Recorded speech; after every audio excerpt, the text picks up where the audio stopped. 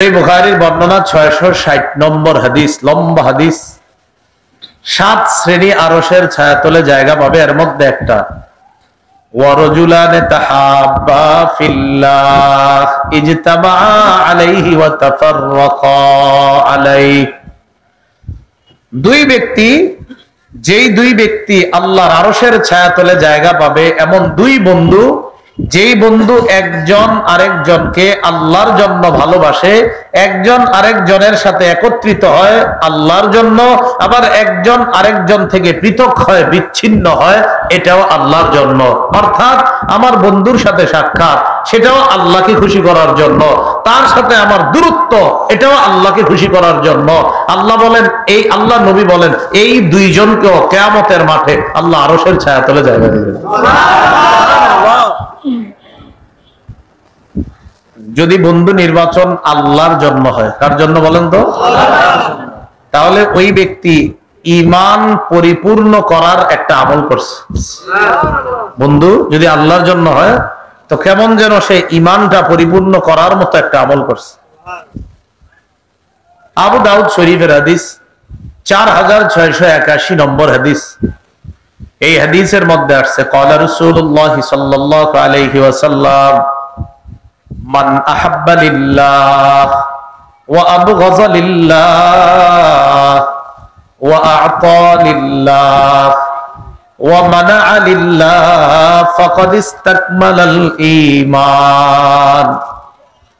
রাসূলুল্লাহ সাল্লাল্লাহু আলাইহি সাল্লাম বলেন, যে ব্যক্তি কাউকে আল্লাহর জন্য ভালোবাসে, ওয়া আবগাযা লিল্লাহ আল্লাহর জন্য ঘৃণা করে, ওয়া আ'তা লিল্লাহ আল্লাহর জন্য দান করে, ওয়া মানা'a লিল্লাহ আবার আল্লাহর জন্যই দান করে না। এটা আবার কেমন? আল্লাহর জন্য দান করা, একটু আগে যে দান করছেন এটা আল্লাহর জন্য, আর আল্লাহর জন্য দান করে না কোনটা? আপনার কাছে একজন এসে বলল, গানের অনুষ্ঠান আছে, 10,000 টাকা দেন, এখানে না দেওয়াটা আল্লাহরে খুশি করা। রাসূল বলেন, এই 4 গুণ যার আছে, ফাকাদ ইসতাকমালাল ঈমান, এই ব্যক্তি ঈমানকে পরিপূর্ণ করলো। তাহলে 1 নাম্বার, যে কাউকে আল্লাহর জন্য ভালোবাসে, 2 নাম্বার কাউকে আল্লাহর জন্য ঘৃণা করে, 3 নাম্বার কাউকে আল্লাহর জন্য দান করে, 4 নাম্বার আবার আল্লাহকে খুশি করার জন্য দান করে না, এই ব্যক্তি ঈমান পরিপূর্ণ করলো। এখানে আবার মনোযোগ দিয়ে একটা কথা শুনতে হবে। অনেকে আপনারা যারা দান করেন, খুব বন্ধেন হাদিসটা, দান করার সময় আপনি ভালো কাজে দান করতে চান, পাশের আরেকজন গায়ে দিস না, বাদ দে, আছে না? যদি কেউ দান করে ভালো কাজে, আপনি পারলে দিবেন, না পারলে না করবেন না, কাউরে ওনাকে দিতে দেন। কোন ব্যক্তি যদি কোথাও ভালো কাজে দান করে, পারলে আপনি সহযোগিতা করেন, না পারলে আপনি বাস চুপচাপ থাকেন, আরেকজন দান করলে তাকে আপনি দান করেন। সূরা মুনাফিকুনের মধ্যে আসছে, আল্লাহ বলেন, হুমুল্লাযীনা ইয়াকুলুনা লা তুনফিকু আলা মান ইনদা রাসূলিল্লাহি হাত্তা ইয়ানফাদ্দু। আব্দুল্লাহ ইবনে উবাই মুনাফিকদের লিডার। এই লিডার তার সাথীদেরকে বলল, মদিনায় যাওয়ার পর মুহাম্মদ সাল্লাল্লাহু আলাইহি সাল্লামের সাথে যেই সাহাবীরা আছে তাদেরকে দান করবা না, দান না করলে দেখবা এইগুলা নবীর থেকে দূরে সরে যাবে। নাউজুবিল্লাহ। আপনাদের কি মনে হয় সাহাবীরা না খায়া থাকলে নবীরে ছেড়ে দিবে? এটা আব্দুল্লাহ ইবনে উবাই এই কথা বলল, কি তাদেরকে দান করবা না।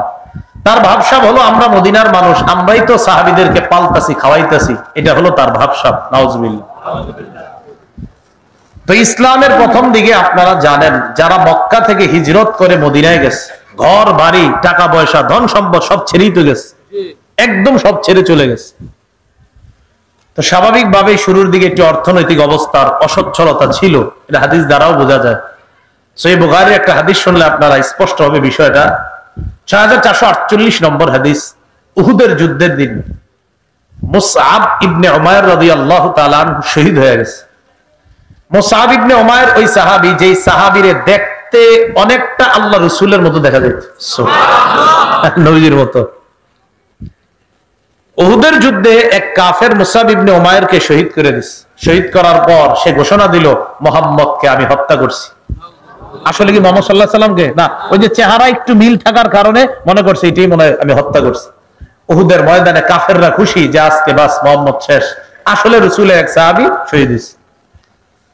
তার ব্যাপারে হযরত খাব্বাব রাদিয়াল্লাহু তাআলা আনহু বলেন, হাজারনা মা রাসূলিল্লাহি সাল্লাল্লাহু আলাইহি ওয়াসাল্লাম, মক্কা থেকে হিজরত করে আমরা মদিনায় গেলাম। যাওয়ার পর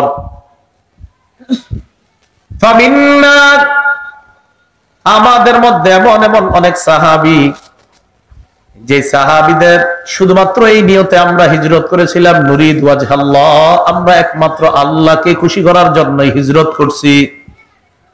ওয়াকা আজরুনা আলাল্লাহ, হিজরতের উদ্দেশ্য, এই হিজরত করার যে পারিশ্রমিক, যে প্রতিদান, এই প্রতিদান দুনিয়াতে চাই না, আল্লাহর কাছে আমরা চাই।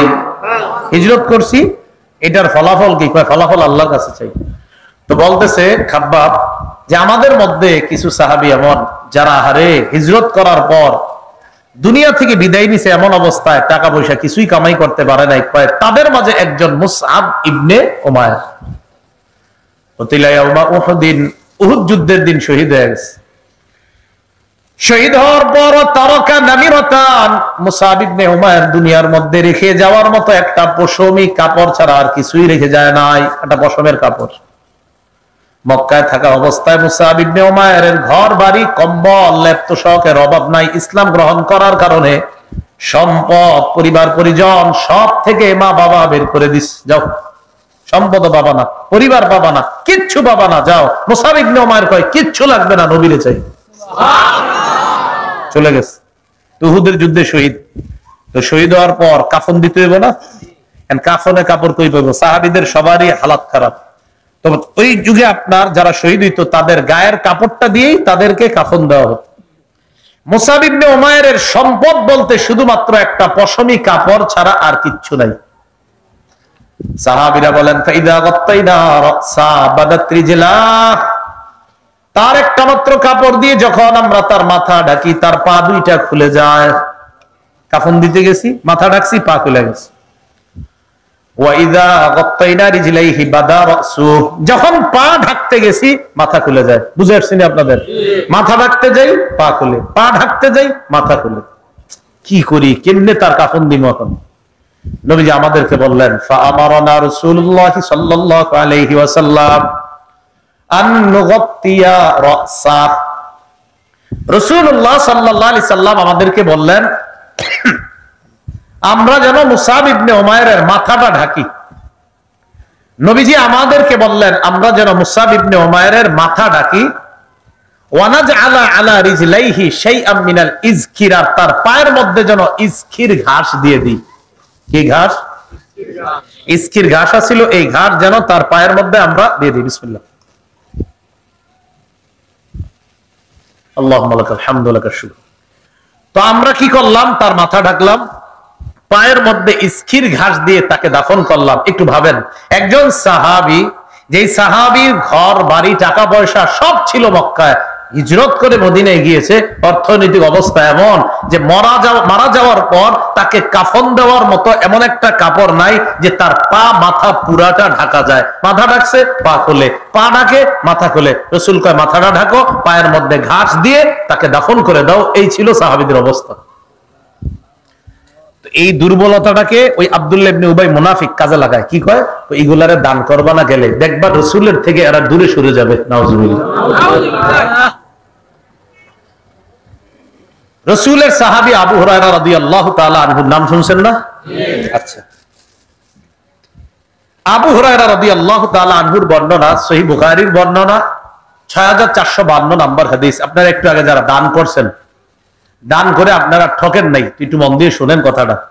আমাদের আলোচনা চলতেছে 4টা গুণ থাকা: আল্লাহর জন্য কাউরে ভালোবাসা, আল্লাহর জন্য কাউরে ঘৃণা করা, 3 নাম্বার আল্লাহর জন্য কাউরে দান করা, আবার আল্লাহর জন্য দান না করা।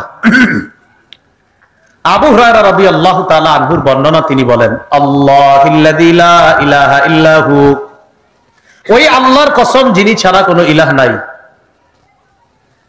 আবু হুরায়রা রাদিয়াল্লাহু তাআলা আনহু বলেন, ইন কুনতু লাআতামিদু বিকাবিদি আলাল আরদি মিনাল জু', ক্ষুধার যন্ত্রণায় আমি উপুর হয়ে মদিনার জমিনের মধ্যে পড়ে থাকতাম। ক্ষুধার যন্ত্রণায় উপুর হয়ে পড়ে থাকতাম, পেটটা মাটির সাথে লাগায় গড়াগড়ি করতাম। তো এই কথা বলার পর পরে কি কয়, আপনারা ছোটবেলাতে খালি শুনছেন পেটে পাথর বাঁধা, এখন আজকে হাদিসে জানেন সহিহ বুখারীর 6452 নম্বর হাদিসে আবু হুরায়রা বলেন, শোনো, ইন কুনতু লা আশুদ্দুল হাজারা আলা বাতনি মিনাল জুই, ক্ষুধার যন্ত্রণায় আমি আমার পেটে পাথর বাঁধছি। তো পেটে পাথর বাঁধার পর লাকাদ কাআতু ইয়াওমান আলা তারিকিহিম আল্লাযী ইয়াখরুজুনা মিনহু, যেই রাস্তা দিয়ে সাহাবীরা বের হয় ওই রাস্তায় একদিন আমি বৈশা রইছি, যে সাহাবীরা আমার সামনে দিয়ে যাবে, যাওয়ার সময় তাদেরকে সালাম দিমু, কিছু কথাবার্তা বলবো। আসলে টার্গেট কি জানেননি? যে আমার এনে কেউ কিছু খাওয়ায়, কিন্তু চাইতে তো পারে না। খুব মন দিয়ে শোনেন হাদিসটা। ফামাররা আবু বকরিন, সুবহানাল্লাহ, আবু বকর সিদ্দিক আমার সামনে দিয়ে রওনা করলেন। আবু বকর সিদ্দিককে দেখার পর সালতুহু আন আয়াতিন মিন কিতাবিল্লাহ, আবু বকর সিদ্দিককে আমি কোরআনের একটা আয়াতের ব্যাপারে জিজ্ঞাসা করলাম। আবু হুরায়রা বলেন, ফামা সালতুহু ইল্লা লিউশবিআনি, আমার জিজ্ঞাসা করার উদ্দেশ্য এই না যে আবু বকরের কাছে আমি ব্যাপারটা জানতে চাইতেছি, এমন না। আয়াত জিজ্ঞাসা করার অর্থ হলো আমার দিকে আবু বকর তাকাবে, তাকানোর পর বলবে, আবু হুরায়রা কিছু খাইছো কিনা? আমি বলবো খাই নাই, তারপর আমারে খাওয়াবে। এই নিয়তে জিজ্ঞেসি একটা আয়াত। তো জিজ্ঞাসা করার পর আমার উদ্দেশ্য যে আমারে বলবে আবু হুরায়রা খাইছো, আমি বলবো না, তারপর আমারে খাওয়াবে। তো আমি প্রশ্ন করছি কোরআনের একটা আয়াত সম্পর্কে। দুনিয়ার মানুষ শোনো, ফামা সালতুহু ইল্লা লিউশবিআনি, কয় প্রশ্ন কিন্তু আমি শুধু এই কারণেই করছি আবু বকর যেন কিছু খাওয়ায় আমারে পরিতৃপ্ত করে, তাই কোরআনের আয়াত সম্পর্কে জিজ্ঞাসা করছি, আসলে আমার উদ্দেশ্য খাওয়া। ফামাররা ওয়া লাম ইয়াফআল, আবু বকর সিদ্দিক চলে গেছে, কিছুই কয় না। সুম্মা মাররা উমর, সুবহানাল্লাহ, হযরত ওমর এরপর অতিক্রম করলেন। ফাসালতুহু আন আয়াতিন মিন কিতাবিল্লাহ ফামা সালতুহু ইল্লা লিউশবিআনি, কোরআনের আয়াত জিজ্ঞাসা করলাম।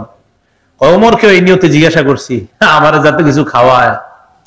জিজ্ঞাসা করার পরেই বলবে, আচ্ছা আচ্ছা, কোরআনের এই আয়াতের এই উদ্দেশ্য, এই আয়াতে আল্লাহ এটা বলছে। এরপরে বলবে, আবু হুরায়রা তো কি অবস্থা, খানা টানা খাইছুনি? আমি বলবো না, আমারে নিয়ে যাবে, খাওয়াবো।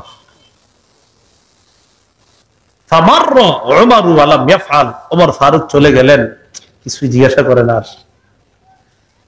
সুম্মা মাররা বি আবুল কাসিম সাল্লাল্লাহু আলাইহি ওয়াসাল্লাম, এরপর আল্লাহর রাসূল আমার সামনে দিয়ে অতিক্রম করলেন। কে অতিক্রম করতে? ওই নবীজিরে প্রশ্ন করার আগেই ফাতাবাসসামা হিনা রাআনি, আমাদের দেখে একটা মুস্কি হাসি দিস, মুস্কি হাসি দিস। হাসি দেওয়ার পর আবু হুরায়রা কয়, আরাফা মা ফি নাফসি ওয়া ওয়াজহি, আমার চেহারা দেখেই নবীজি বুঝতে পারছে যে আমার হালাত কি। আমারে কয়, ইলহাক, ওঠো, চলো আমার সাথে চলো। সুবহানাল্লাহ। তো আমরা বললাম, যিনি বাসায় নিয়ে যাইতেছেন তার বাসার অবস্থা শুনেন এবার। যিনি নিয়ে যাচ্ছেন, এখন তো সাহাবীরে নিয়ে যাচ্ছেন, যিনি নিয়ে যাচ্ছেন তিনি আল্লাহর পরে শ্রেষ্ঠ, কোনো সন্দেহ নেই। তো তিনি আবু হুরায়রাকে বলতেছে, চলো। কোথায়? বাসায়। বাসা বলতেছি, আবার আপনাদের মাথায় আসতেছে 10-5 তলা এরকম বাসা। মানি তো এটা যে বাসা মানি এটা সুন্দর বাসা। বাসা মানি কি জানেননি? এই বাসা আম্মাজান আয়েশা সিদ্দিকা বলেন যে আমার ঘর মানি, তোমরা আবার মনে করো না অনেক বড় বাসা। নবীজি যখন এইভাবে নামাজে দাঁড়াইতেন, লম্বা সময় নামাজ পড়তেন, আমি ঘুমায় যাইতাম, কারণ আমি জানি লম্বা সময় উনি রুকুতে যাবে না, আমি ঘুমায় থাকতাম। অনেকক্ষণ পর তাকায় দেখতাম না উনি দাঁড়ায় আছে এখনো, আবার এক ঘুম দিতাম। আবার একটু পর আমি চোখ খুলতাম, তখন দেখতাম রুকুতে গেছে। আর আমি তো জানতাম হুজুর যতক্ষণ দাঁড়িয়েছিলেন রুকুতেও ততক্ষণ থাকবেন। আবার আরেকটা ঘুম দিতাম আমি। ঘুম দেওয়ার পর রাসূল যখন সিজদায় যাবে, আমার শরীরে টাচ লাগলে আমি তখন বুঝতাম নবীজি এখন সিজদায় যাবে। আমি পাটা গুটিয়ে নিতাম যেন রাসূল সিজদা করতে পারে। এটা হলো ঘরের হালাত, এই হলো বাসা। তো বলতেছে আবু হুরায়রা, চলো আমার সাথে। আবু হুরায়রা রাদিয়াল্লাহু তাআলা আনহু বলেন, ফামাযা ওয়া তাবি'তুহু, আমি রাসূলের পিছনে পিছনে চলতে লাগলাম। যাইতে যাইতে ফাদাখালা, রাসূল ঘরে ঢুকলেন। ফাস্তাজানা, বাসার মহিলা সদস্যদের কাছে অনুমতি চাইলেন, আবু হুরায়রা আমার ছাত্র আসছে, ভিতরে আসবে। তো ভিতরের এই জায়গাটা, সামনের জায়গাটা খালি করে পর্দা দিয়ে রাসূলুল্লাহ সাল্লাল্লাহু আলাইহি সাল্লাম আবু হুরায়রা রাদিয়াল্লাহু তাআলা আনহুকে অনুমতি দিলেন, আসো বাসায় আসো, ঘরে আসো। ঘরে যাওয়ার পর এবার খাদ্য কি?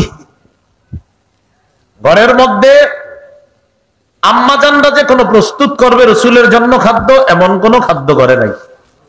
এটা হলো যিনি মেহমানদারি করতে বাসায় নিয়ে গেছে তার অবস্থা।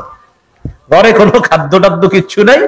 ওয়াজাদা লাবানান ফি কাদাহিন, একটা পাত্রের মধ্যে দেখে দুধ, ওই দুধও এই বাসার না। রাসূল বললেন মিন আইনা হাযাল লাবান, আচ্ছা এই দুধ কোত্থেকে আসছে?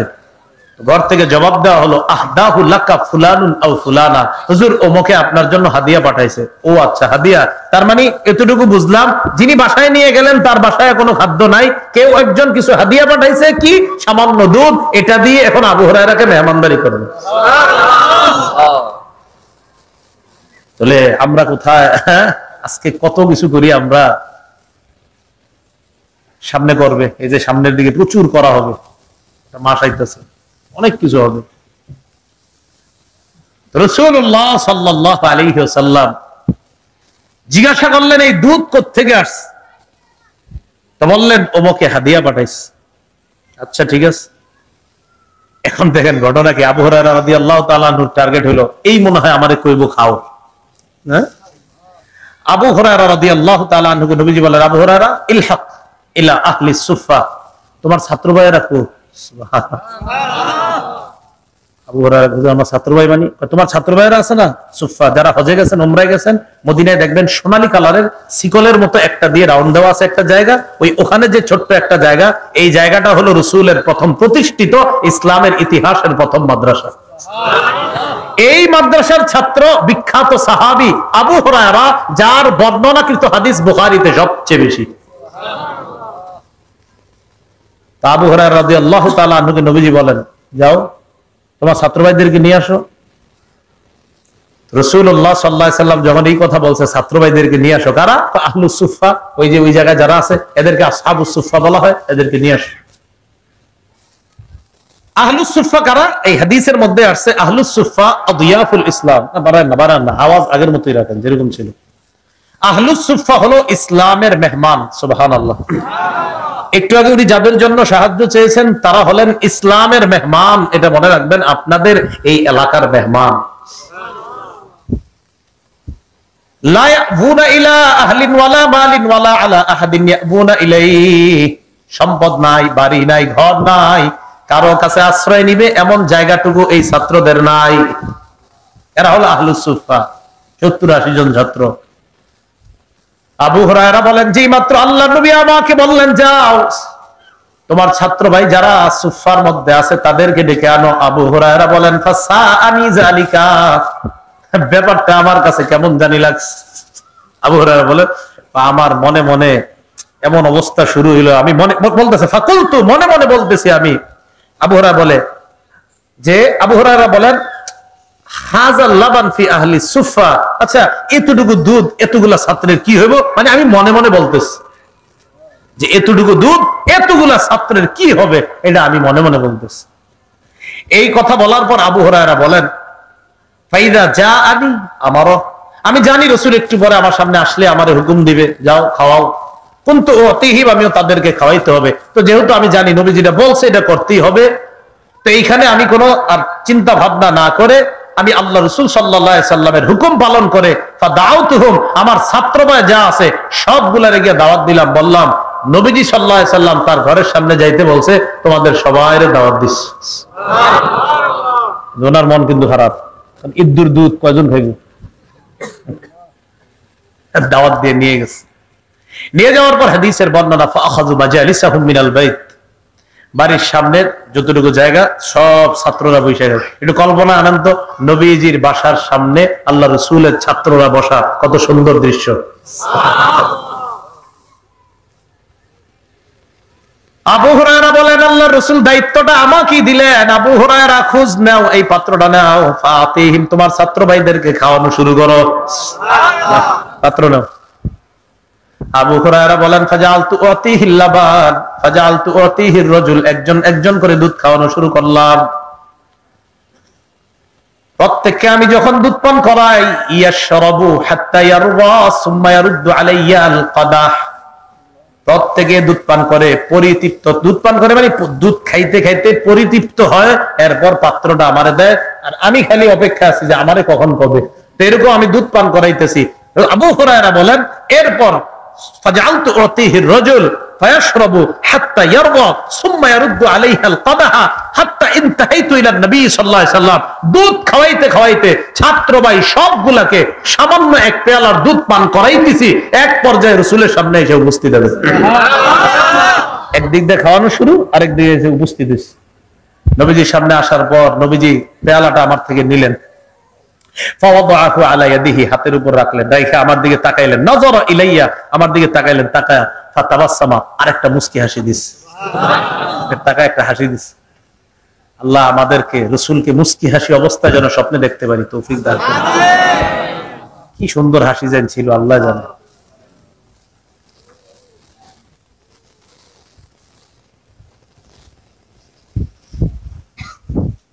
আবু হুরায়রা রাদিয়াল্লাহু তাআলা আনহুকে আল্লাহর রাসূল বললেন, উকুদ, বসো। সুবহানাল্লাহ, বসো। ছাত্ররে বসাইছে, বসো, ইশরাব, নাও তুমি পান করো এবার।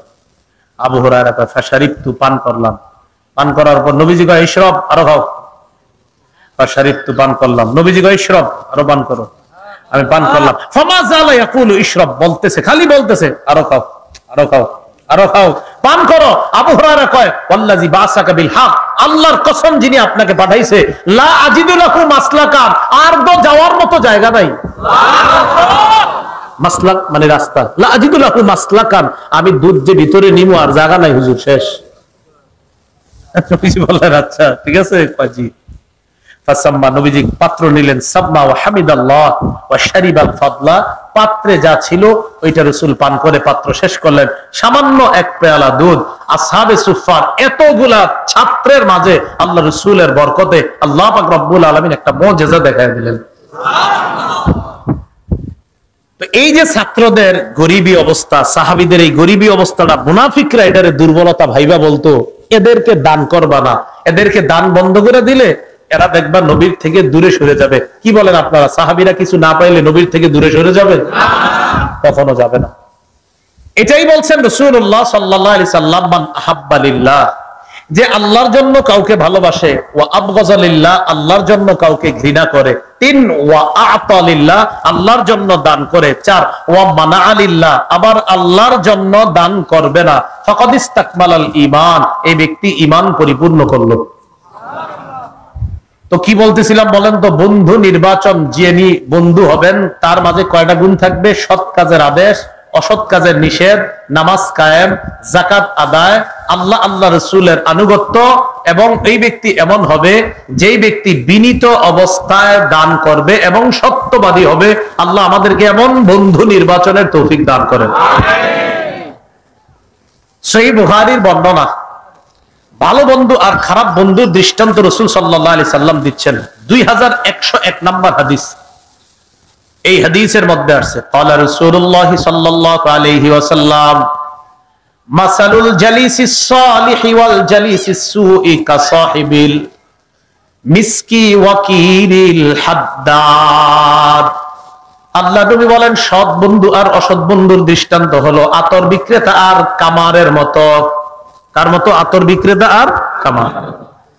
নবীজি বলেন, আতর বিক্রেতার কাছে যদি তুমি যাও, লা ইয়াদামুকা মিন সাহিবিল মিসকি ইম্মা তাশতারিহি আও তাজিদু মিনহু রিহা, আতর বিক্রেতার কাছে যদি তুমি যাও, যাওয়ার পর হয়তো তুমি তার কাছ থেকে আতর কিনবা, আতর কেনার টাকা যদি না থাকে, অন্তত ফিরি ফিরি তার থেকে আতরের ঘ্রাণ পাইবা।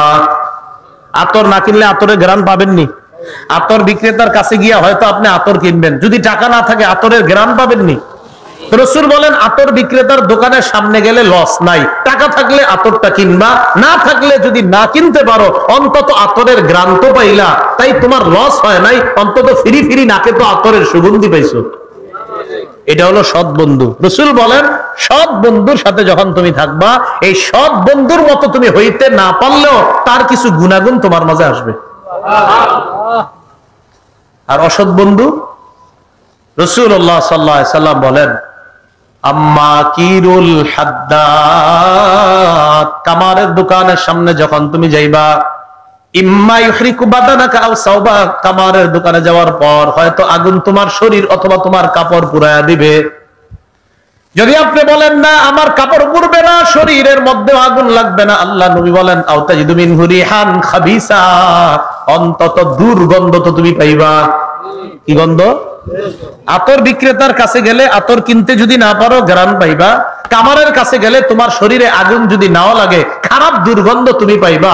সৎ বন্ধুর কাছে গেলে সৎ মানুষ নাও যদি হতে পারো ভালো কিছু গুণাগুণ পাইবা। অসৎ বন্ধুর কাছে গেলে অসৎ বন্ধু যদি তোমার নষ্ট নাও করে এরপরও তার কিছু খারাপ স্বভাব তোমার মধ্যে এসে যাবে আর তোমার জীবনটা নষ্ট করে দিবে। এই জন্য রাসূল বললেন বন্ধু নির্বাচনে খুব সতর্কতা অবলম্বন করা। আল্লাহ আমাদেরকে বুঝার তৌফিক দান করেন। কাদেরকে বন্ধু বানানো যাবে না?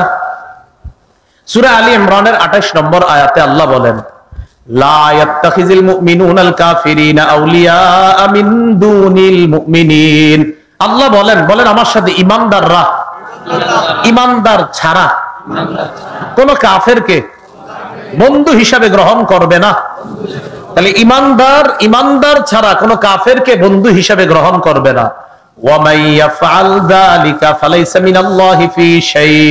আল্লাহ বলেন কেউ যদি ঈমানদার ছাড়া অন্য কাউকে বন্ধু হিসাবে গ্রহণ করে আল্লাহর সাথে তার কোনো সম্পর্ক থাকবে না। তাহলে এই আয়াত থেকে জানলাম কাফেরদেরকে বন্ধু হিসাবে গ্রহণ করা যাবে না। সূরা নিসার 144 নম্বর আয়াতে আল্লাহ বলেন ইয়া আইয়ুহাল্লাযীনা আমানু লা তাত্তাখিযুল কাফিরিনা আউলিয়া মিন দুনিল মুমিনিন। হে ঈমানদারগণ তোমরা মুমিন ছাড়া কোন কাফেরকে বন্ধু হিসাবে গ্রহণ করবা না। তাহলে বলেন তো কাদেরকে বন্ধু বানানো যাবে না? হ্যাঁ, কাদেরকে? কাফেরদেরকে। এগুলো এক নাম্বার কথা। 2, ইহুদি খ্রিস্টানদেরকে বন্ধু বানানো যাবে না। সূরা মাঈদার 51 নম্বর আয়াতে আল্লাহ বলেন ইয়া আইয়ুহাল্লাযীনা আমানু লা তাত্তাখিযুল ইয়াহুদা ওয়ান নাসারা আউলিয়া। হে ঈমানদারগণ তোমরা ইহুদি খ্রিস্টানদেরকে বন্ধু হিসাবে গ্রহণ করবা না, তারা একে অপরের বন্ধু। ওয়া মাইয়াতাওয়াল্লাহুম মিনকুম, আল্লাহ বলেন ঈমানদার তোমাদের মধ্য থেকে কেউ যদি কোনো কাফেরকে বন্ধু বানায় নাও ফাইন্নাহু মিনহুম, ওই ব্যক্তি ওই কাফেরদের অন্তর্ভুক্ত হয়ে যাবে। বলেন নাউজুবিল্লাহ। ইহুদি খ্রিস্টানদেরকে বন্ধু হিসাবে গ্রহণ করবা না, যদি করো তুমিও তাদের অন্তর্ভুক্ত হয়ে যাবা। আল্লাহ হেফাজত করেন, আমিন। সূরা মাঈদার 57 নম্বর আয়াতে আল্লাহ বলেন যারা আমাদের ইসলাম ধর্ম নিয়ে খেল তামাশা করে, ইসলামকে যারা উপহাস করে, ইকু দিয়েন না, সাউন্ড কমান, যারা ইসলাম ধর্মকে খেল তামাশার পাত্র বানায়, ইসলাম নিয়ে যারা খেলা করে, দিন নিয়ে যারা খেলা করে, তাদেরকে বন্ধু হিসাবে গ্রহণ করা যাবে না। ভালো করে বুঝছেন, আমাদের মুসলমানদের মধ্যে অনেকে ইসলাম নিয়ে তামাশা করে, তার নাম মুসলমান কিন্তু ইসলাম নিয়ে সে তামাশা করে। আমরা তাদেরকে বলবো আপনার নাম পরিবর্তন করে অন্য নাম রাখেন, মুসলমান নাম ধারণ করে আপনি ইসলাম নিয়ে তামাশা করা মানে আপনি ভণ্ডামি করা। আপনার নাম মুসলমান কেন? আপনি ইসলাম নিয়ে তামাশা করবেন?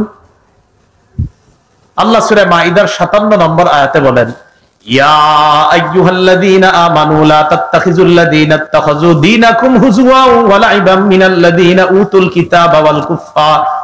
কিতাবা মিন ক্বাবলিকুম ওয়াল কুফফারা আউলিয়া। আল্লাহ বলেন হে ঈমানদারগণ লা তাত্তাখিযুল্লাযীনা ইত্তাখাযু দীনাকুম হুজুওয়া, তোমরা তাদেরকে বন্ধু হিসাবে গ্রহণ করবা না।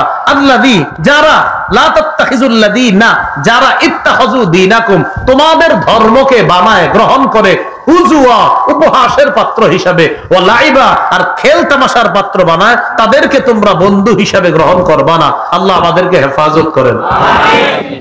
এ হলো 3 নাম্বার। তাহলে 1 নাম্বার কাফেরদেরকে বন্ধু বানানো যাবে না। 2 ইহুদি খ্রিস্টান। 3 আমাদের ধর্মকে যারাই উপহাস করবে তাদেরকে বন্ধু হিসাবে গ্রহণ করা যাবে না। এ হলো 3 নাম্বার কথা। 4 নাম্বার কথা ভালো করে মনে রাখবেন, মা বাবা আত্মীয় স্বজন আমার ভাই, মানে এই ভালো করে শুনে, আমার বাপ আমার ভাইও যদি কুফরি অবলম্বন করে, কি বললাম, আমার আব্বা আমার ভাইয়েরাও যদি কুফরি অবলম্বন করে, হ্যাঁ আমার বাপের সাথে বাপ ছেলের সম্পর্ক থাকবে, বেয়াদবি করা যাবে না। ভাইয়ের সাথে ভাইয়ের সম্পর্ক থাকবে, বেয়াদবি করা যাবে না। বাকি তাদের সাথে অন্তরঙ্গ ভাবে মেলামেশাও করা যাবে না। যেমন মানে মেলার সময় একদম অন্তরঙ্গ বন্ধু হিসেবে গ্রহণ করা যাবে না। দলিল সূরা তাওবার 23 নম্বর আয়াতে আল্লাহ বলেন ইয়া আইয়ুহাল্লাযীনা আমানু লা তাত্তাখিযু আবাআকুম ওয়া ইখওয়ানাকুম আউলিয়া ইন ইসতাহাব্বুল কুফরা আলাল ঈমান। হে ঈমানদারগণ, লা তাত্তাখিযু আবাআকুম, তোমাদের বাপ দাদা, ওয়া ইখওয়ানাকুম, তোমাদের ভাইকে, আউলিয়া, এমন বন্ধু বানাইবা না তোমার বাপ আর ভাইকে। কয় কোন বাপ আর কোন ভাই? ইনস্তাহাব্বুল কুফরা আলাল ঈমান, যেই বাপ আর ভাই ঈমানকে প্রাধান্য দেয় না, বরং ঈমানের উপর তারা কুফরিকে প্রাধান্য দেয়, এই বাবা আর ভাইকে বন্ধু হিসাবে গ্রহণ করবা না। দেখছেন কি বলছে? বাপরে বাপ হিসাবে ঠিক আছে, আপনার দায়িত্ব পালন করতে হবে, বাপারে টাকা দিতে হবে, মার যদি অমুসলমান হয় তাদেরকে টাকা পয়সা দিতে হবে, কিন্তু আবার তাদের সাথে খারাপ ব্যবহারও করা যাবে না। কিন্তু আল্লাহ বললেন তাদেরকে আবার বন্ধু হিসেবে গ্রহণ করবা না। ইস্তাহাব্বুল কুফরা আলাল ঈমান, যদি তারা কুফরিকে ঈমানের উপর প্রাধান্য দেয়। তাহলে বন্ধু নির্বাচনে সতর্কতা। যদি সতর্ক না হন, কিয়ামতের ময়দানে আফসোস করতে হবে খারাপ বন্ধু যারা গ্রহণ করবেন। সূরা ফুরকানের 28 নম্বর আয়াতে আল্লাহ বলেন, কিয়ামতের ময়দানে এক ব্যক্তি বলবে, ইয়া ওয়াইলাতা লাইতানি লাম আত্তাখিজ ফুলানান খলিলা। হাত কামড়াইতে কামড়াইতে বলবে, হায় আমি যদি দুনিয়াতে অমুককে বন্ধু হিসাবে গ্রহণ না করতাম কতই না ভালো হতো। আমি যদি দুনিয়াতে অমুককে বন্ধু হিসাবে গ্রহণ না করতাম তাহলে কতই না ভালো হতো। এটা তিরমিজি শরীফের 2378 নম্বর হাদিস।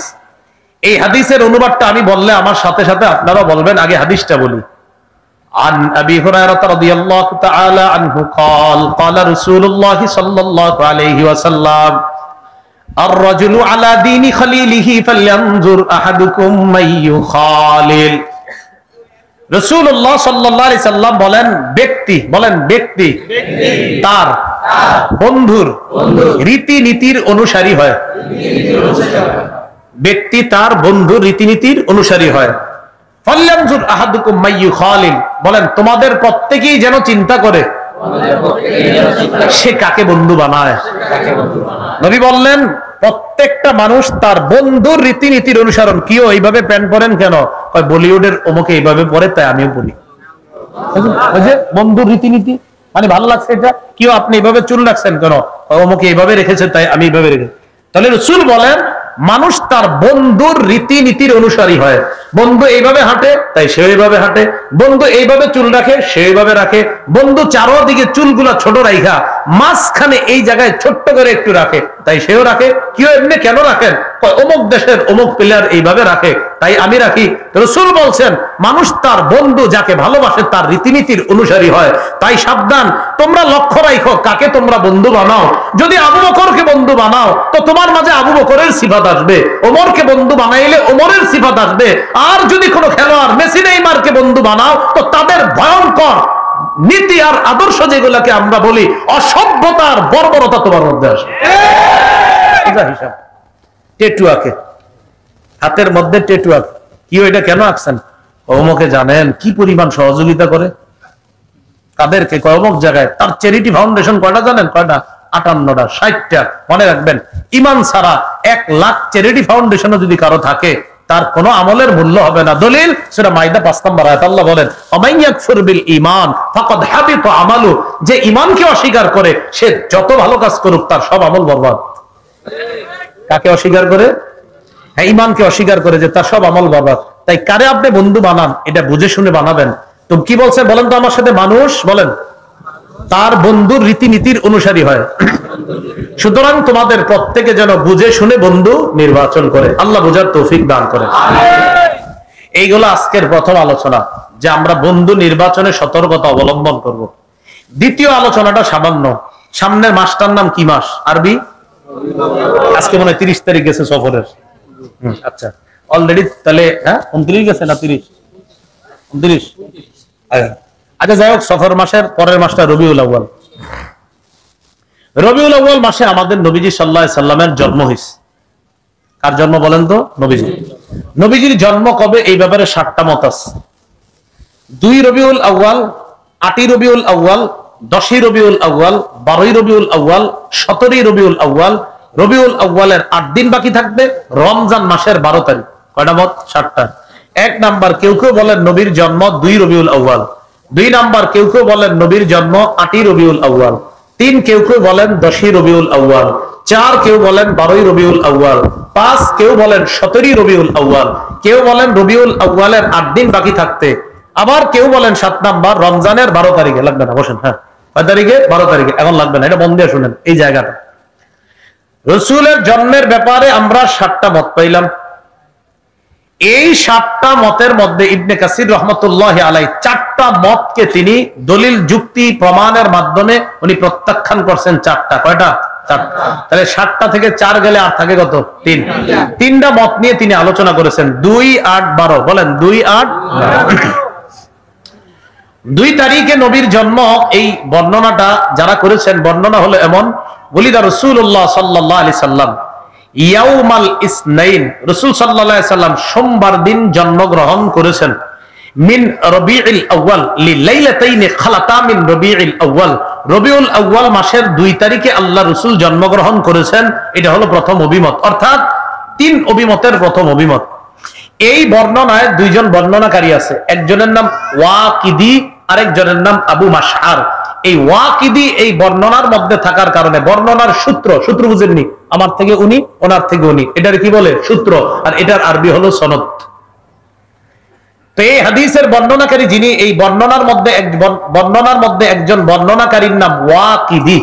এই ওয়াকিদির ব্যাপারে ইবনে হাজার আসকালানী রহমতুল্লাহি আলাইহি বলেন, মাতরুকুন মা সিআতি ইলমিহি, এই লোকটার অনেক জ্ঞান আছে, প্রচুর জ্ঞান থাকার পরেও লোকটা বর্ণনা গ্রহণযোগ্য না, লোকটার বর্ণনা গ্রহণ করা হবে না। কেন? তার জ্ঞান প্রচুর, কিন্তু হাদিস বর্ণনার ক্ষেত্রে উল্টা পাল্টা করে, তাই তার বর্ণনা গ্রহণযোগ্য না। অতএব 2 রবিউল আউয়াল নবীর জন্ম, বর্ণনাটি নিতান্তই দুর্বল, তাই এই বর্ণনা বাদ। রইল 2টা, 8 এবং 12। 8 তারিখে নবীর জন্ম, এটা যারা বলে, ব্যাপারটা এইভাবে। ইমামুল মাগাজি মুহাম্মদ ইবনে ইসহাক বলেন, কানা মাউলিদুহু সাল্লাল্লাহু আলাইহি সাল্লাম আমাল ফিল, রাসূল সাল্লাল্লাহু আলাইহি সাল্লামের জন্ম হস্তি বাহিনীর বছর, অর্থাৎ হস্তি বাহিনী যে বছর কাবার উপর হামলা চালিয়েছে সে বছর আল্লাহ রাসূলের জন্ম।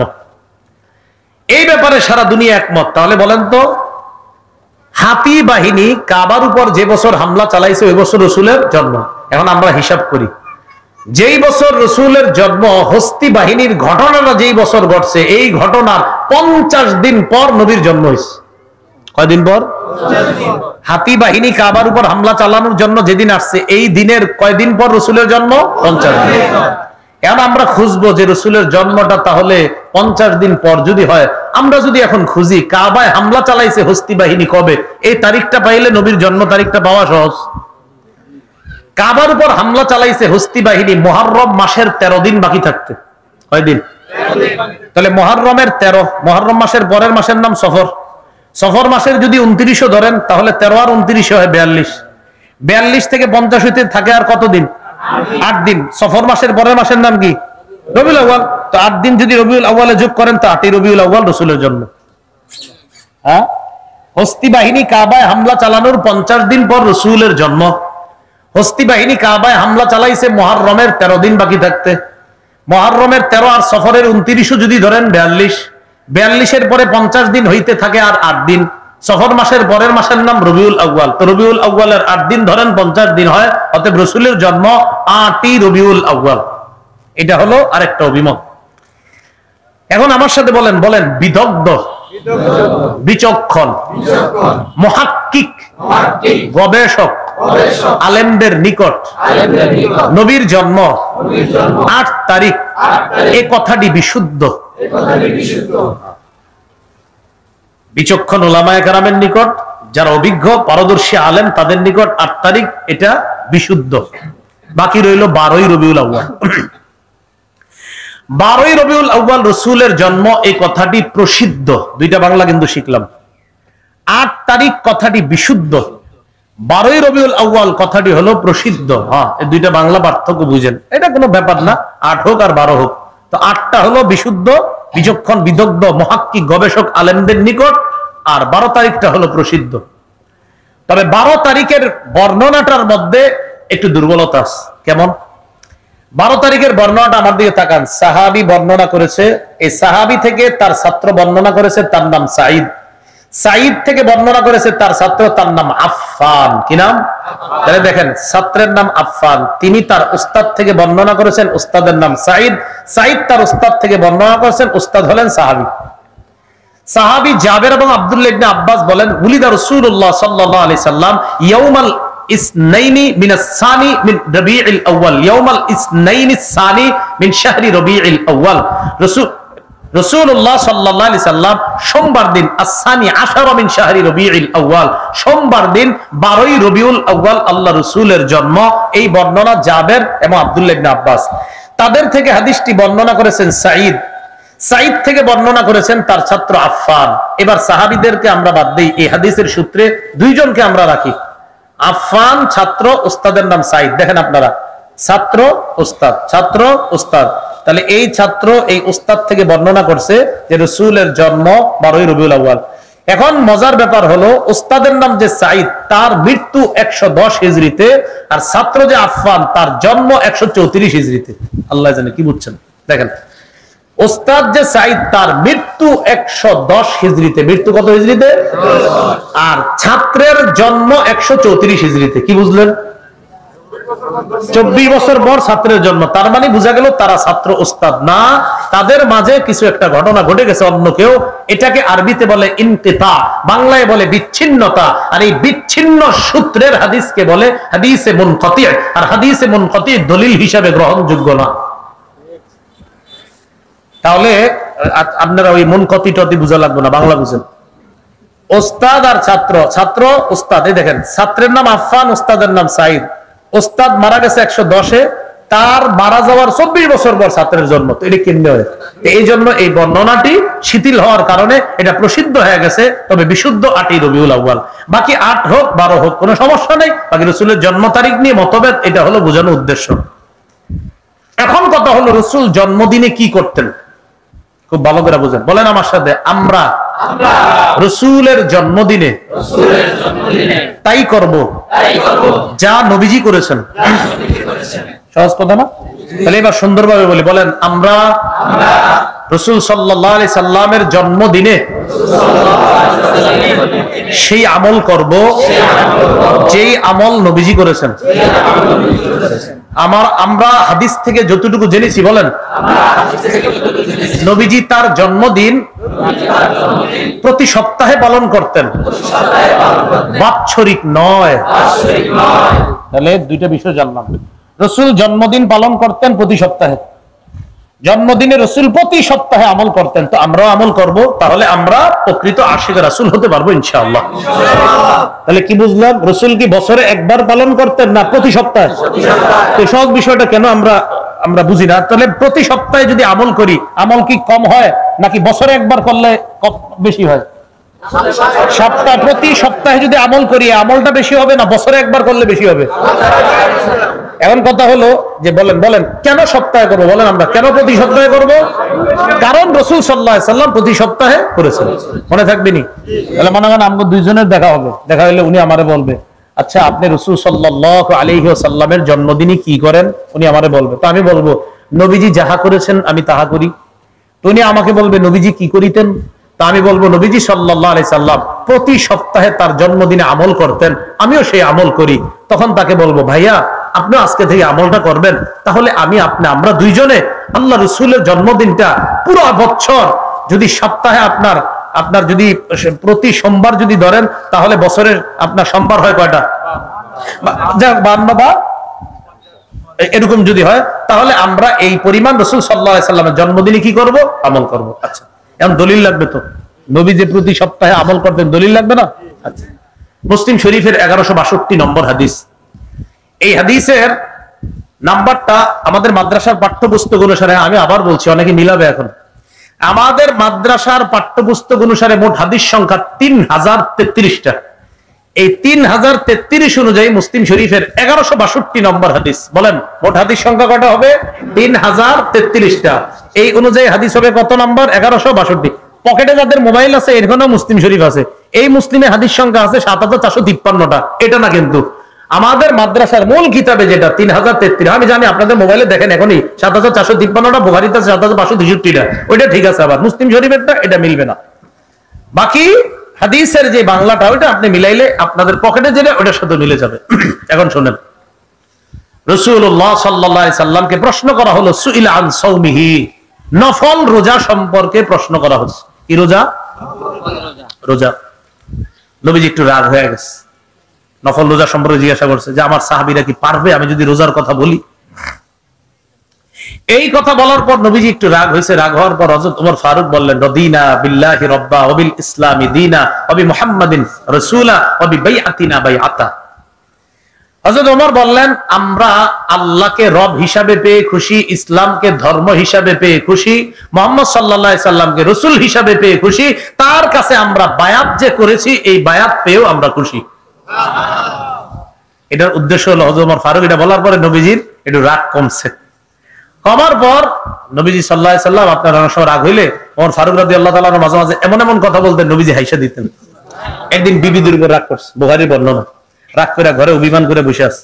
হযরত ওমর ফারুক আসছে, আসার পর ঢুকছে, ঢুকার পর হুজুর জানেন ইদানিং বিবিরা তাদের স্বামীদের সাথে কেমন কেমন আচরণ করে? তো হযরত নবীজি কয়, তাই নাকি, কি হয়েছে বলো তো আমারে। আর বললেন না, আমার বিবি আমার সাথে আজকে আমার হঠাৎ বলতেছে হ্যাঁ এরকম এরকম। তখন নবীজি কয়, তুমি কি করছো ওমর? আমি আমার বিবির গলা চাপা ধরছি। নবীজি কয়, গলা চাপ দিছো? হ্যাঁ, হাসা দিচ্ছে নবীজি। আমি গলা চাপা ধরছি, হাসা দিচ্ছি। ওমর ফারুক রাদিয়াল্লাহু তাআলা নবীজির মেজাজ বুঝতেন। এজন্য তো নবীজি বলছে, আমার পরে নবী নাই, যদি হতেন আল্লাহ ওমরকে বানাইতেন। সুবহানাল্লাহ। নবী নাই, কারণ তার মেজাজ ছিল নবুয়তি মেজাজ। হযরত ওমর ফারুক এমন কিছু কথা বলছে যেই কথায় নবীজি খুশি হয়ে গেছে। এবার রাসূলকে প্রশ্ন করা হয়েছে, খুব মন দিয়ে শুনবো আমরা। প্রশ্ন করা হলো সুইলা আন সাওমি দাহরি, হুজুর সারা বছর যদি কেউ রোজা রাখে এই রোজার ব্যাপারে আপনার কি অভিমত? রাসূলুল্লাহ সাল্লাল্লাহু আলাইহি সাল্লাম জবাব দিলেন, লা সামা ওয়ালা আফতারা, যে ব্যক্তি সারা বছর রোজা রাখে সে রোজা রাখেও নাই, রোজা ভাঙ্গেও নাই। মানে এই রোজায় রাসূল উৎসাহ দেন নাই, নাজায়েজ বলেন নাই, বলছে সে রোজা রাখেও নাই, সে রোজা ভাঙেও নাই। এর মানে এই রোজায় রাসূল উৎসাহ দেয় নাই যে কেউ সারা বছর রোজা রাখো। প্রশ্ন নাম্বার 1। 2 নাম্বার প্রশ্ন, প্রশ্নগুলো খুব মনে রাখবেন। সুইলান সাওমিয়াউ মাইনি ওয়া ইফতারিয়াউম, প্রশ্ন করা হলো হুজুর কেউ যদি টানা 2 দিন রোজা রাখে, এর পরের দিন রোজা না রাখে, এরপরে আবার 2 দিন রোজা, 1 দিন গ্যাপ, 2 দিন রোজা, 1 দিন গ্যাপ, এই রোজার ব্যাপারে আপনার কি মত? বুঝছেন নি কথাটা? 2 দিন রোজা, আজকে রাখলেন, কালকে রাখলেন, পরের দিন গ্যাপ, আবার 2 দিন রোজা, পরের দিন গ্যাপ। নবীজি বললেন, ওমাই ইউতিকু যালিকা, এটা আবার কে পারে বলো? এই সামর্থ্য কার আছে, এই শক্তি কার আছে? মানে অর্থাৎ এই শক্তি কারো যদি থাকে, সে যদি রাখেও, নবী এই রোজা রাখার প্রতিও উৎসাহিত করেন নাই। বুঝছেন নি কথাটা? কেউ টানা 2টা রোজা রাখবে, আবার একদিন ভাঙবে, আবার 2টা রাখবে, আবার গ্যাপ দিবে, রাসূল এটার প্রতি উৎসাহ দিলেন না। প্রশ্ন নাম্বার 3, ওয়াসুইলান সাওমি ইয়াউমিন ওয়া ইফতারি ইয়াউমাইন, হুজুর কেউ যদি একদিন রোজা রাখে 2 দিন গ্যাপ দেয়, আগেরটার পরেরটা পার্থক্য বুঝছেন? আগেরটা হলো 2 দিন রোজা 1 দিন গ্যাপ। 3 নাম্বার প্রশ্ন, যদি 1 দিন রোজা 2 দিন গ্যাপ হয়, নবীজি বললেন, হ্যাঁ এটা তো খুব সুন্দর কথা, লাউ কাফান আল্লাহ, আল্লাহ যদি আমগো সবাইরে এরকম 1 দিন রোজা আর 2 দিন গ্যাপ এই জাতীয় রোজার শক্তি যদি আল্লাহ সবাইকে দিতেন কতই না ভালো হতো। সুবহানাল্লাহ। তার মানে এটা উৎসাহ দিলেন, এটাতে রাসূল খুশি। প্রশ্ন 4, ওয়াসুইলান সাওমি ইয়াউমিন ওয়া ইফতারি ইয়াউমিন, প্রশ্ন করা হলো হুজুর কেউ যদি 1 দিন রোজা রাখে, 1 দিন গ্যাপ দেয়, 1 দিন রোজা রাখে, 1 দিন গ্যাপ দেয়, এটা কেমন? নবীজি বললেন, যাকা সাওমু আখি দাউদ আলাইহিস সালাম, এটা তো আমার ভাই দাউদ নবীর রোজা। এটাও উৎসাহ দিলেন যে 1 দিন রাখা, 1 দিন গ্যাপ দেওয়া, 1 দিন রাখা, 1 দিন গ্যাপ দেওয়া, এটাও অসন্তুষ্ট প্রকাশ করলেন না, বললেন এটা আমার ভাই দাউদ নবী রাখতেন। প্রশ্ন নাম্বার 5, এই মূল প্রশ্ন, ওয়াসুইলান সাওমিল ইসনাইন, হুজুর সোমবারের রোজার ব্যাপারে আপনার কি অভিমত? জোরে বলেন, কি বার? নবীজি জবাব দিলেন, ইয়াউমুন গুলিতু ফীহি, সোমবারে আমার জন্ম, তাই আমি আল্লাহর দরবারে শুকরিয়া আদায় করার জন্য রোজা রাখি। সুবহানাল্লাহ। তা আল্লাহর নবী নিজের জন্মদিন পালন করলেন খাইয়া না না খাইয়া? কথা বোঝার চেষ্টা করুন। নবীজি বললেন, এটা এমন দিন যেই দিনে আমার জন্ম হয়েছে, আমি জন্ম হওয়ার কারণে এই দিন আল্লাহর কাছে শুকরিয়া আদায় করার জন্য সোমবার রোজা রাখি। শুধু তাই না, সোমবার বুইস্তু ফীহি, সোমবার আমারে নবুয়ত দেওয়া হয়েছে। ওয়া উনজিলা আলাইয়া, শুধু তাই না, সোমবারে আমাকে কোরআন দেওয়া হয়েছে। অন্য বর্ণনায় নবী বলেন তুরাদুল আমাল ইলাল্লাহ ফি কুল্লি ইয়াউমি খামিসিন ওয়া ইসনাইন, প্রতি সোমবার আর বৃহস্পতিবার বান্দার আমলনামা আল্লাহর কাছে যায়। আমি সোম বৃহস্পতি রোজা রাখি যেন রোজা অবস্থায় আমার আমলনামাটা আল্লাহর কাছে যায়। সুবহানাল্লাহ। তাহলে সোমবারের রোজার ব্যাপারে জিজ্ঞেস করা পরে নবী বললেন সোমবারে আমার জন্ম, সোমবারে আমাকে নবুয়ত দেওয়া হয়েছে, সোমবারে আমার উপর কোরআন নাজিল হয়েছে, সোমবারে আমলনামা আকাশে যায়, তাই প্রতি সোমবার আমি রোজা রাখি। তাহলে রাসূল সাল্লাল্লাহু আলাইহি সাল্লাম তার জন্মদিনে আমল করতেন বাৎসরিক প্রতি সোমবারে। আল্লাহ আমাদের সকলকে কথাগুলা বুঝার তৌফিক দান। প্রশ্ন শেষ হয় নাই, সাহাবী চিন্তা করছে সুযোগ পাইছে আরো কিছু কইরা লই। 6 নাম্বার প্রশ্ন করলেন ওয়াসুইলা আন সাওমি ইয়াউমি আরাফা, হুজুর আরাফার রোজা রাখলে কি হবে? নবীজি বললেন ইউকাফিরুস সানাতাল মাযিয়া ওয়াল বাকিয়া, আগের পরের 2 বছরের গুনাহ মাফ। সুবহানাল্লাহ। সাহাবী চিন্তা করলেন আরেকটা করি, সুইলা আন সাওমি ইয়াউমি আশুরা, হুজুর মুহররমের 10 তারিখে রোজা রাখলে? নবীজি বললেন ইউকাফিরুস সানাতাল মাযিয়া, আগের 1 বছরের গুনাহ মাফ। সুবহানাল্লাহ। এবার নবী নিজের থেকে একটা বললেন, শোনো সাওমু সালাসাতি মিন কুল্লি শাহরিন সালাসাতি আইয়ামিন মিন কুল্লি শাহরিন, প্রত্যেক মাসে 3টা রোজা রাখা, 13, 14, 15 রমাজান ইলা রমাজান, আর প্রতি রমজান মাসে যদি তোমরা রোজা রাখো সারা বছর রোজা রাখার সওয়াব। সুবহানাল্লাহ। সারা বছর কি রাখার সওয়াব? হাদিস থেকে আমরা কি জানলাম বলেন? নবীর জন্ম কি বারে? নবীরে কোরআন দেওয়া হয়েছে কি বারে? ওহী নাজিল কি বারে? আমলনামা আকাশে ওঠে কি বারে? সোম বৃহস্পতি 2 দিনে। তাই রাসূল রোজা রাখতেন কি বারে? সোমবার। আল্লাহ কথাগুলা বুঝার তৌফিক দান করেন। আমিন। এই হলো রাসূলুল্লাহ সাল্লাল্লাহু আলাইহি সাল্লাম বললেন যে আমি সোমবার কি করি? রোজা রাখি। তাহলে সোমবার। এখন কথা হলো বাৎসরিক যে অনুষ্ঠান পালন হয় এটা কোথা থেকে আসছে? এটা আপনারা জেনে রাখবেন, বিষয়টা মনে রাখবেন। সর্বপ্রথম 604 হিজরিতে এই বাৎসরিক অনুষ্ঠানটা শুরু হয়। কয় হিজরিতে? 604 হিজরিতে। কোন শহরে? ইরাক শহরে। এলাকার নাম মসুল। বাদশার নাম আবু সাইদ মুজাফফর কাউকারি। তার মৃত্যু 630 হিজরিতে। যে আলেমের মাধ্যমে এই অনুষ্ঠানের সূচনা হয় তার নাম আবুল খাত্তাব উমর ইবনে দিহিয়া। তার মৃত্যু 633 হিজরিতে। তার ব্যাপারে ইবনে হাজার আসকালানী রহমতুল্লাহি আলাইহি লেখান কাসীরুল ওয়াকিআ ফিল আইম্মাতি ওয়াস সালাফ মিনাল উলামা। এই লোকটা ইমামদের ব্যাপারে ভয়ঙ্কর কথা বলতো। খবিসুল লিসান, তার মুখের ভাষা ছিল খুব খারাপ। বর্তমান পৃথিবীতে দেখবেন হক কথা যারা বলে তাদের বিরোধিতা যারা করে তাদের প্রধান অস্ত্র হলো মুখের ভাষা খারাপ। সব ভালো করে দেখবেন সমস্ত দলিল দিয়া যখন না পারে তখন একবার গালি গালাজ শুরু করে। অমুক রানো, আমি এই পর্যন্ত একটা গালি দিছি? আমার জিন্দিগির কোন বয়ান আপনারা গালি পেয়েছেন? দেখবেন হকের বিরোধিতা যারা করবে তাদের প্রধান অস্ত্র গালি। এই জন্য আল্লাহর হস্তে গালি গালাজ এগুলা ভালো শব্দ না, এগুলা ভালো না। তো যাই হোক, আমি শুধু ইতিহাসটা বললাম। এবার আমি আপনাদেরকে বলে দিলাম নবীর সুন্নাহ হলো প্রতি সোমবার রাসূল জন্মদিনে আমল করতেন। আর বাৎসরিক যে কর্মটা শুরু হয়েছে এটা 604 হিজরিতে ইরাকে মসুল শহরে বাদশা আবু সাইদ শুরু করেছেন। আবুল খাত্তাব উমর ইবনে দিহিয়ার মাধ্যমে এটা সর্বপ্রথম সূচনা হয়। এই জন্য আমরা সুন্নাহের আলোকে আমাদের উচিত প্রিয় ভাইয়ারা সোমবার দিন রোজা রেখে আল্লাহ রসুলের সুন্নাহকে জিন্দা করা। আল্লাহ আমাদের সকলকে যে কথাগুলা বললাম শুনলাম আমল করার তৌফিক দান করেন। প্রথম কথা, বন্ধু নির্বাচনে সতর্কতা অবলম্বন করা। দ্বিতীয়, আজকের বয়ানটা জানলাম যে আল্লাহ রসুল সাল্লাল্লাহু আলাইহি সাল্লাম তার জন্মদিনে রোজা পালন করতেন প্রতি সপ্তাহে সোমবারে। আমরা এই আমলটা করার চেষ্টা করব। আল্লাহ তৌফিক দান করেন।